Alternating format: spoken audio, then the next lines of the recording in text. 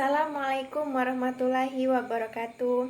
Perkenalkan, nama saya Resti Salviandani, NIM 1811320096, Program Studi Bimbingan dan Konseling Islam, Fakultas Usuluddin Adab dan Dakwah, Perguruan Tinggi Institut Agama Islam Negeri Kota Bengkulu. Nah, di video kali ini saya akan menjelaskan 3 psikoterapi barat. Nah, yang pertama itu psikoanalisis, yang kedua behavioral, dan ketiga eksistensial humanistik. Video ini dibuat guna untuk memenuhi tugas mata kuliah psikoterapi Islam dalam rangka ujian tengah semester dengan dosen pengampu Ibu Triani Pujiastuti, SOS IMASI.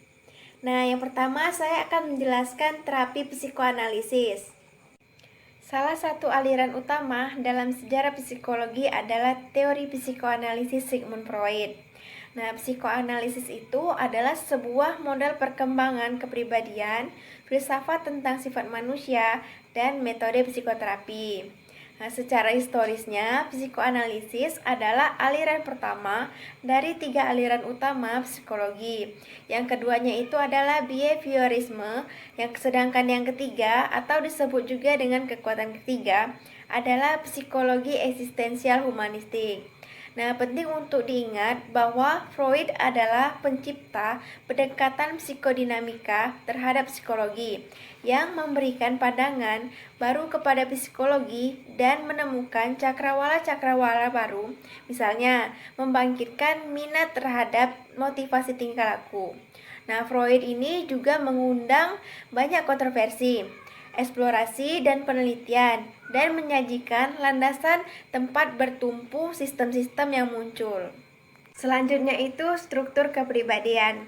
Menurut pandangan psikoanalitik, struktur kepribadian terdiri dari 3 sistem. Yang pertama itu id, ego, dan superego. Id adalah komponen biologis, ego adalah komponen psikologis, sedangkan superegonya merupakan komponen sosial. Selanjutnya itu pandangan psikoanalisis tentang sifat manusia. Nah, pandangan Freud tentang sifat manusia pada dasarnya itu pesimistik, deterministik, mekanistik, dan reduksionistik. Menurut Freud juga manusia dideterminasi oleh kekuatan-kekuatan irasional, motivasi-motivasi tak sadar, kebutuhan-kebutuhan dan dorongan-dorongan biologis dan naluriah, dan juga oleh peristiwa-peristiwa psikoseksual yang terjadi selama 5 tahun pertama dari kehidupan. Nah, selanjutnya itu tujuan dari terapi psikoanalisis. Nah, tujuan dari psikoanalisis itu adalah untuk membentuk kembali struktur karakter individual dengan jalan membuat kesadaran yang tak disadari dalam diri klien. Proses terapi ini difokuskan pada upaya mengalami kembali pengalaman-pengalaman pada masa kanak-kanaknya. Sedangkan peran dari terapi psikoanalisis ini yaitu berusaha agar klien mendapatkan wawasan terhadap permasalahannya dengan mengalami kembali dan kemudian menyelesaikan pengalaman-pengalaman masa lalunya yang belum terselesaikan. Kemudian di dalam terapi psikoanalisis ini terdapat beberapa teknik-teknik. Yang pertama itu teknik asosiasi bebas. Teknik asosiasi bebas itu adalah suatu metode pemanggilan kembali pengalaman-pengalaman masa lampau dan pelepasan emosi-emosi yang berkaitan dengan situasi-situasi traumatik di masa lampau yang dikenal dengan sebutan katarsis. Teknik yang kedua itu penafsiran. Penafsiran adalah suatu prosedur dasar dalam menganalisis seperti asosiasi-asosiasi bebas, mimpi-mimpi, resistensi-resistensi, dan transparansi-transparansi. Prosedurnya terdiri atas tindakan-tindakan analisis yang menyatakan, menerangkan, bahkan mengajari klien makna-makna tingkah laku yang dimanifestasikan oleh mimpi-mimpi, asosiasi bebas, resistensi-resistensi, dan oleh hubungan terapeutik itu sendiri. Nah, teknik yang ketiga itu ada teknik analisis mimpi. Teknik analisis mimpi ini adalah sebuah prosedur yang penting untuk menyingkapi bahan yang tak disadari dan memberikan kepada klien pemahaman atas beberapa area masalah yang tidak terselesaikan. Menurut Freud, memandang mimpi-mimpi sebagai jalan istimewa menuju ketidaksadaran.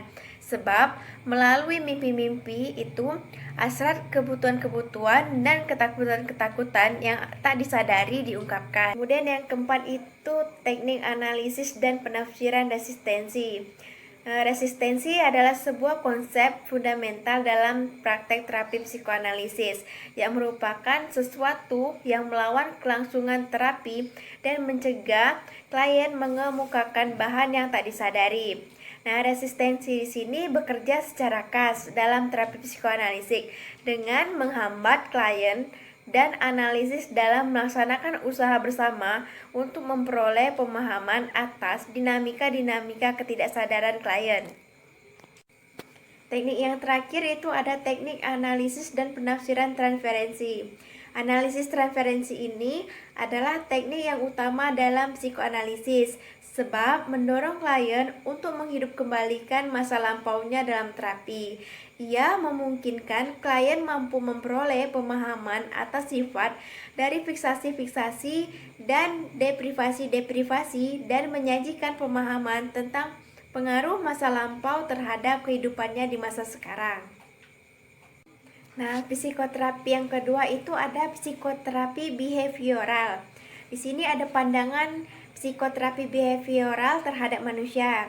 Nah, manusia menurut terapi behavioral ini bersifat mekanistik atau merespon kepada lingkungan dengan kontrol terbatas. Hidup dalam alam deterministik dan sedikit peran aktifnya dalam memilih martabatnya. Manusia memulai kehidupannya dengan memberikan reaksi terhadap lingkungannya dan interaksi ini menghasilkan pola-pola perilaku yang kemudian membentuk kepribadian. Perilaku seseorang ditentukan oleh banyak dan macamnya penguatan yang diterima dalam situasi hidupnya. Adapun tujuan dari terapi behavioral ini yaitu untuk memperoleh perilaku baru, mengeliminasi perilaku yang maladaptif dan memperkuat serta mempertahankan perilaku yang diinginkan. Sedangkan fungsi dan peran terapi behavioral ini yaitu secara khas berfungsi sebagai guru, pengarah, dan ahli dalam mendiagnosis tingkah laku yang maladaptif dan dalam penentuan prosedur-prosedur penyembuhan yang diharapkan mengarah pada tingkah laku yang baru. Adapun teknik-teknik dalam terapi behavioral ini yaitu pertama itu terapi desensitisasi sistematik. Nah, desensitisasi sistematik ini adalah salah satu teknik yang paling luas digunakan dalam terapi tingkah laku. Desensitisasi sistematik ini digunakan untuk menghapus tingkah laku yang diperkuat secara negatif dan ia menyertakan pemunculan tingkah laku atau respon yang berlawanan dengan tingkah laku yang hendak dihapuskan itu.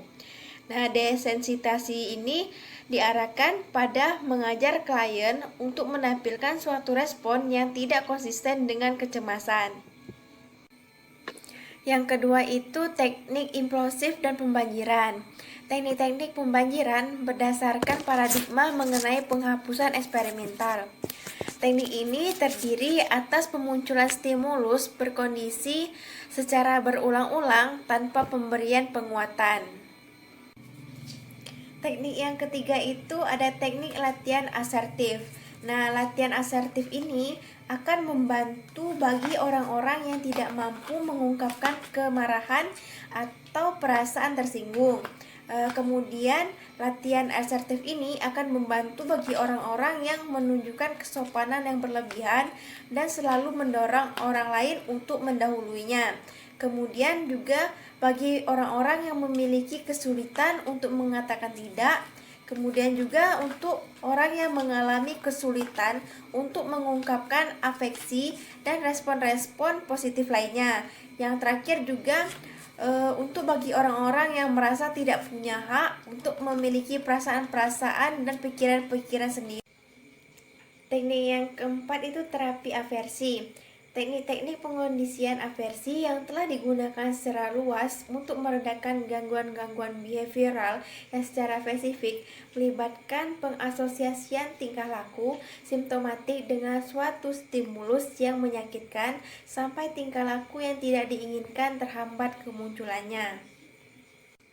Teknik yang terakhir itu ada teknik token ekonomi. Token ekonomi ini merupakan salah satu contoh dari perkuatan yang ekstrinsik yang menjadikan orang-orang melakukan sesuatu yang meraih pemikat di ujung tongkat. Tujuan prosedur ini adalah mengubah motivasi yang ekstrinsik menjadi motivasi yang intrinsik. Diharapkan bahwa perolehan tingkah laku yang diinginkan akhirnya dengan sendirinya akan menjadi cukup mengganjar untuk pemeliharaan tingkah laku yang baru. Selanjutnya itu psikoterapi barat yang ketiga, yaitu psikoterapi eksistensial humanistik. Adapun pandangan psikoterapi eksistensial humanistik ini terhadap manusia yaitu manusia memiliki kesanggupan untuk menyadari dirinya sendiri. Suatu kesanggupan yang unik dan nyata yang memungkinkan manusia mampu berpikir dan memutuskannya. Tujuan terapi eksistensial humanistik ini yaitu meluaskan kesadaran diri klien dan karenanya meningkatkan kesanggupan pilihan hidupnya, yakni menjadi bebas dan bertanggung jawab atas arah hidupnya. Sedangkan peran atau fungsi terapi dari eksistensial humanistik ini yaitu membantu klien agar menyadari keberadaannya, seperti makna dan nilai-nilai dalam dunia. Adapun teknik-teknik untuk terapi eksistensial humanistik ini tidak seperti kebanyakan pendekatan terapi. Pendekatan eksistensial humanistik ini tidak memiliki teknik-teknik yang ditentukan secara ketat. Prosedur-prosedur terapeutik bisa dipungut dari beberapa pendekatan terapi lainnya. Metode-metode yang berasal dari terapi Gestalt dan analisis transaksional sering digunakan, dan sejumlah prinsip dan prosedur psikoanalisis bisa diintegrasikan ke dalam pendekatan eksistensial humanistik. Nah, itulah penjelasan mengenai 3 psikoterapi barat, psikoanalisis, behavioral, dan eksistensial humanistik. Mohon maaf apabila terdapat kekeliruan dan kesalahan kata. Semoga video ini bermanfaat untuk kita semua. Saya akhiri. Wassalamualaikum warahmatullahi wabarakatuh.